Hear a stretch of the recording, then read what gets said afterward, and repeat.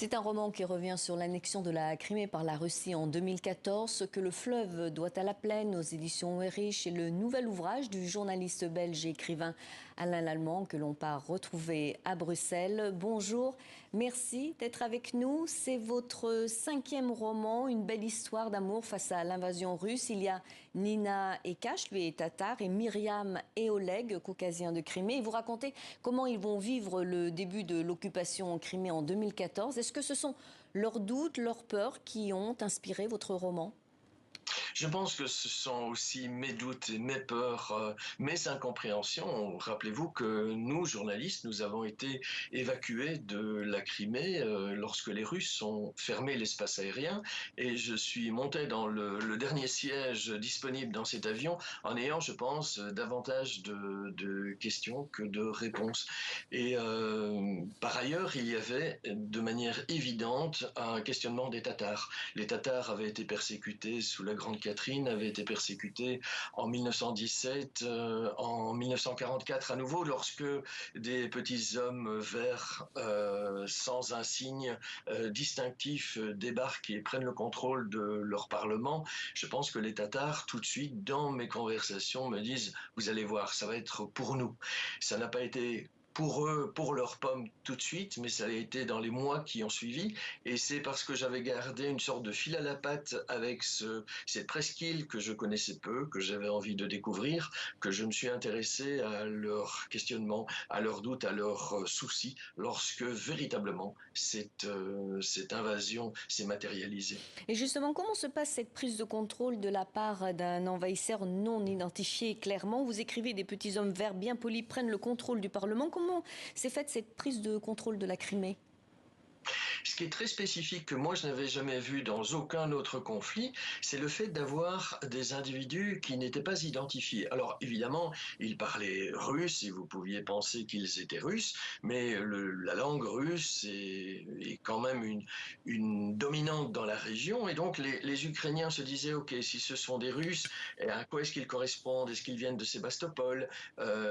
Si les russophones disaient bon ok, ce sont des Russes, mais pourquoi est-ce qu'ils viennent? Ils viennent pour nous sauver, ils viennent pour mieux nous encadrer. Enfin, toutes les populations étaient un peu inquiètes de voir un envahisseur non identifié et de se dire ok, je ne peux pas compter sur mon voisin parce que je ne sais pas quelle est la position de mon voisin par rapport à cet envahisseur. Je ne connais pas les finalités de ce mouvement militaire et ça a eu un effet vraiment dissolvant, acide sur les communautés de Crimée, que ce soit les Russes, que ce soit les Tatars, que ce soit les Ukrainiens. Ils se sont tous dit peut-être qu'ils viennent là en tant qu'ennemis pour moi. Est-ce que je peux encore compter sur mes amis? Est-ce que je peux encore compter sur mon père, mon grand-père, mon cousin? Et donc tout le monde s'est replié sur sa petite famille, sur ses amours, sur ses amitiés, en espérant que ces amours, ces amitiés pourraient peut-être tenir.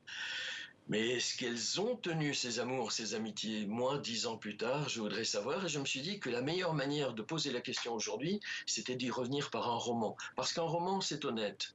Nous ne savons pas exactement ce qui se passe aujourd'hui en Crimée. Moi, je peux témoigner de ce qui s'y est passé pendant quelques jours en 2014, lors du début de l'invasion, et je pense que c'était intéressant de prendre la population francophone par la main et de leur dire voilà, je veux vous emmener vers un territoire qu'on ne connaît pas, un territoire qui va vous faire rêver bien davantage que l'Ukraine, car c'est un peu la Côte d'Azur, la Riviera de l'Empire ukrainien, de l'Empire russe, et donc à partir de ce moment-là, je vais vous faire découvrir la population tatare, leurs doutes, leurs souffrances, la manière dont des populations se sont croisées ensemble, ukrainiens, russes, tatars. Je pense que c'était une manière pour moi, le roman, les histoires d'amour évidemment, d'amener la population à s'interroger sur le futur de ce conflit, avant même que je sache que ce conflit allait se systématiser en 2022. Les Ukrainiens ont été marqués par la période soviétique en raison de l'Holodomor, la grande famine. Les Tatars, eux, ont été déportés en 1944 sous Staline. En quoi cette période a laissé une empreinte dans les populations ? Ouais, c'est assez simple. En 2014, quand les Russes débarquent, les russophones représentent 60% de la population.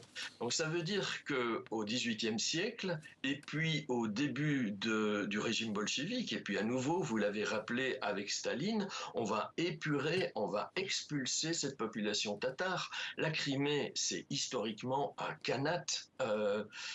Donc c'est une partie de territoire qui est réglée par un grand khan. C'est une terre qui était historiquement musulmane. À partir du moment où vous vous rendez compte que les Tatars ne pèsent plus que 12% de la population avant l'invasion de 2014, vous vous rendez compte par leur absence de ce qu'a été l'épuration russe, évidemment. En 2014, je le souligne, vous avez couvert l'invasion de la Crimée pour Le Soir de Bruxelles et Le Temps de Genève. Dans votre roman, quelle est la part de fiction et de réalité des événements et en quoi votre métier de journaliste sur le terrain vous a aidé dans l'écriture?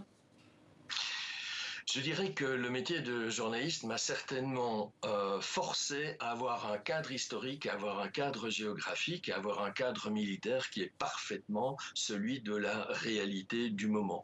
Par contre, je me suis offert toute liberté au niveau des personnages, au niveau de leur positionnement, au niveau de leurs liens affectifs, évidemment.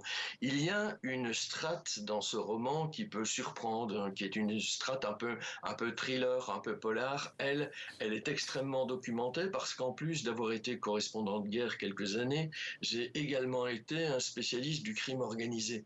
Et ce qui était intéressant, c'est de voir la criminalisation de la Crimée à partir du moment où les Russes y débarquent. Eh bien, ceux qui vont gagner la Crimée ou ceux qui vont en partir sont parfois pas les populations auxquelles on aurait pu penser. C'est très curieux de se dire que sur la côte d'Azur de l'Ukraine, qui est la Crimée, on a pu faire fleurir des hôtels, on a pu faire fleurir des stations balnéaires sans trop de Merci. regards. Merci beaucoup Alain Lallemand pour cet entretien. Auteur, je le rappelle, de ce très beau livre, Ce que le fleuve doit à la plaine aux éditions Ouérich.